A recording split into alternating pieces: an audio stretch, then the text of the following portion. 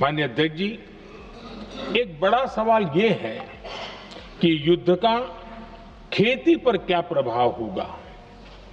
देश के किसानों ने हमारे अन्न के भंडार भर रखे हैं, इसलिए भारत के पास पर्याप्त खाद्यान्न है। हमारा ये भी प्रयास है कि खरीफ सीजन की ठीक से बुआई हो सके। सरकार ने बीते सालों में आपात स्थिति से निपटने के लिए खाद की पर्याप्त व्यवस्था भी की है। अतीत में भी हमारी सरकार ने दुनिया के संकटों का बोझ किसानों पर नहीं पड़ने दिया था। कोरोना और उस समय के युद्धों के दौरान उस समय भी ग्लोबल सप्लाई चेन में डिस्टरप्शन आ गई थी। दुनिया के बाजार में यूरिया की एक बोरी 3,000 रुपये तक पहुंच गई, लेकिन भारत के किसानों को वही बोरी 300 रुपये से भी कम कीमत में उपलब्ध कराई गई।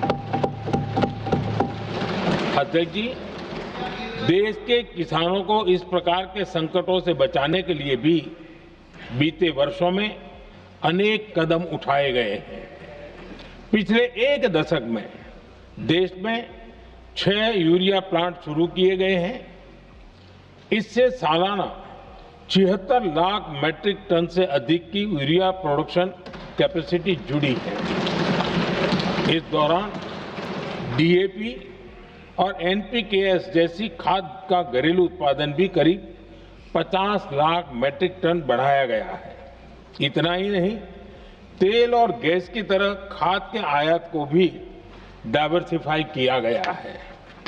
ऐसे ही डीएपी और एनपीके के आयात के लिए भी हमने अपने विकल्पों को विस्तार किया है।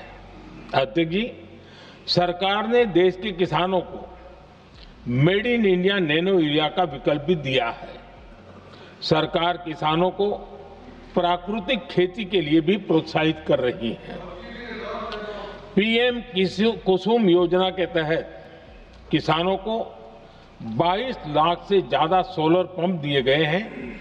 इससे भी डीजल पर उनकी निर्भरता कम हुई है। मैं सदन के माध्यम से देश के किसानों को विश्वास दिलाता हूं कि सरकार किसानों की हर संभव मदद करती रहेगी।